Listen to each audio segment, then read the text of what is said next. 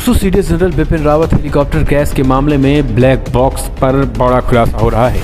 इसके साथ ही जांच कहां तक पहुंची है, वायुसेना ने इस बात की भी पूरी जानकारी दे दी है और आखिर क्या कुछ जल्द खुलासे होने वाले हैं उसके भी संकेत मिल गए हैं। लेकिन इस बीच आपको बता दें, इंडियन एयरफोर्सेस के जो प्रमुख हैं उन्होंने बड़ा ऐलान किया है। इस क्रैश के बाद वो बहुत बड़े बदलाव होने जा रहे हैं। वो ये है, वीवीआईपी प्रोटोकॉल में बड़ा बदलाव उड़ान में भी होने जा रहा है। कि वो क्या, वो हम आपको बताएंगे। इसके साथ ही कितने क्रैश हुए हैं हेलीकॉप्टर, अब तक 15 मिलिट्री हेलीकॉप्टर क्रैश हुए हैं, चीता, चेता के माई 17 समेत कई चॉपर। तो उनमें जो ब्लैक बॉक्स में क्या खुलासे हैं वो हम आपको बताएंगे।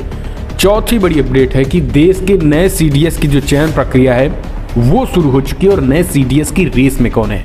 तो दोस्तों, इन 4 खबरों से इस वीडियो में रूबरू कराएंगे। लेकिन उससे पहले एक छोटा सा निवेदन, अगर आपने चैनल को अभी सब्सक्राइब नहीं किया तो पल पल के अपडेट के लिए चैनल को सब्सक्राइब करें। और अगर आप भी मानते हैं कि प्रधानमंत्री मोदी के नेतृत्व में ही चीन और पाकिस्तान को करारा जवाब मिलेगा और देश की इंडियन आर्मी पे आपको गर्व है, तो इस वीडियो को लाइक करके अपना समर्थन दर्ज करें।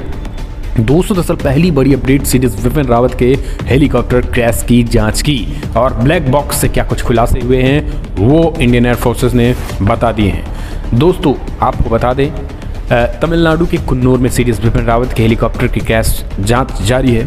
इस हादसे में 14 लोगों की मौत के कारणों की जांच के लिए रक्षा मंत्रालय की ओर से गठित त्रिकोणीय सेवाओं की जांच अगले 2 सप्ताह के भीतर पूरी हो सकती है। वायुसेना प्रमुख एयर चीफ मार्शल विवेक राम चौधरी ने शनिवार को कहा है कि इस हादसे की वजहों की जांचों के लिए कोर्ट ऑफ इंक्वायरी जारी है और इस मामले में हर एंगल से जाँच की जा रही है।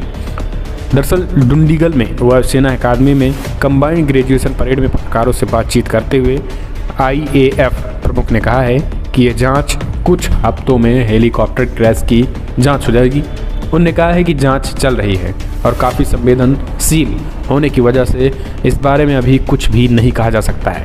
वायुसेना प्रमुख ने कहा है कि मैं कोर्ट ऑफ इंक्वायरी के सामने आए किसी भी जानकारी को अभी नहीं बता सकता क्योंकि अभी प्रक्रिया जारी है। एयर मार्शल मानवेंद्र सिंह इस मामले की हर एंगल में जांच कर रहे हैं। वो बेहद ही बारीकी से जांच कर रहे हैं कि आखिर ये हादसा कैसे हुआ है। आपको बता दें, इधर शीर्ष सरकारी सूत्रों ने बताया कि जांच दल गवाहों के बयान दर्ज कर रहे हैं। उधर आपको बता दें, तमिलनाडु के नीलगिरी जिले में दुर्घटना स्थल के पास घटना स्थल पर मौजूद लोग शामिल हैं। टीम के अगले 2 सप्ताह में अपनी कार्रवाई पूरी करने की उम्मीद है। घटना के अगले ही दिन जांच टीम ने अपना काम शुरू कर दिया था।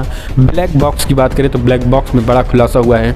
दोस्तों, असल में ब्लैक बॉक्स किसी टेक्निकल वजह से नहीं बल्कि सीडीएस जनरल बिपिन रावत का जो हेलीकॉप्टर क्रैश हुआ है वो कोहरे की वजह से और कोहरे से सीधा पहाड़ में टकराने की प्रथम दृष्टया माना जा रहा है। जी हाँ, अचानक हेलीकॉप्टर क्रैश हो गया है और उस जो ब्लैक बॉक्स जो रिकॉर्डर है, जी ब्लैक बॉक्स दोस्तों असल में आपको बता दें वो एक रिकॉर्डर होता है। जो क्रू मेंबर बातचीत करते हैं वो उसमें जानकारियाँ एकत्रित होती हैं। तो दोस्तों, उसमें बहुत जानकारियाँ निकल ही नहीं पाई, यानी एकाएक अचानक हादसे में ये पूरी तरीके से हेलीकॉप्टर क्रैश की जो ब्लैक बॉक्स में पहली जो प्रथम दृष्टया जानकारी निकल के आ रही हुई है एकाएक हेलीकॉप्टर क्रैश होने की। ये बेहद बड़ी खबर निकल के आ रही है। तो इससे सीधा मामला प्रथम दृष्टया ये है कि आपको बता दें, सीडीएस जनरल बिपिन रावत नज़दीक में ही, पास में ही वो उतरने वाले थे, यानी 2-3 मिनट की दूरी में वो उतरने वाले थे और इसी वजह से उनका हेलीकॉप्टर थोड़ी नीचे की तरफ चल रहा था और कोहरा भी काफ़ी था और पहाड़ियाँ जो है वो हिल एरिया थी और पहाड़ों में टकराने की वजह से सीडीएस बिपिन रावत का जो हेलीकॉप्टर है वो लगभग क्रैश हुआ है। अब दूसरी बड़ी अपडेट निकल के आ रही है। इंडियन एयरफोर्स प्रमुख का बड़ा बयान आया है। उड़ान के लिए वीवीआईपी प्रोटोकॉल में बदलाव की बात कही है। जी हाँ, हेलीकॉप्टर क्रैश के बाद कोर्ट ऑफ इंक्वायरी में हर पहलू की जांच होगी। वही इंडियन एयरफोर्स प्रमुख बोले हैं कि उड़ान के लिए वीवीआईपी प्रोटोकॉल में बदलाव की बात कही है।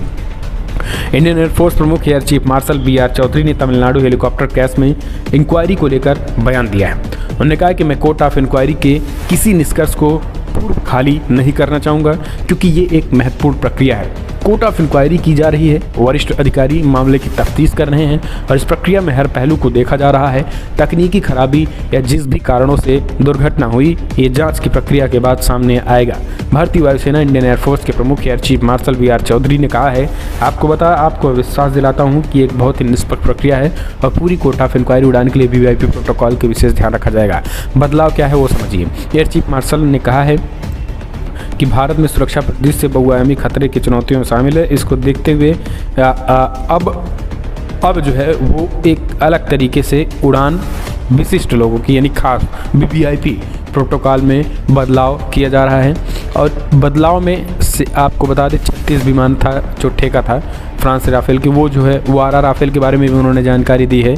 और इसके साथ ही मूलभूत बदलाव पिछले कुछ वर्षों में नई प्रौद्योगिकी और मौलिक रूप से सिद्धांत सामने आए जो कि कहीं ना कहीं तरीके से सीडीएस रावत और उनकी पत्नी समेत के बाद इसमें कई बदलाव किए जा रहे हैं। हम चलते हैं एक और अपडेट। 215 मिलिट्री हेलीकॉप्टर क्रैश हुए हैं अब तक। चीता चेतक MI-17 समेत 17 समेत कई चॉपर शामिल हैं, सरकार ने आंकड़े भी बता दिए।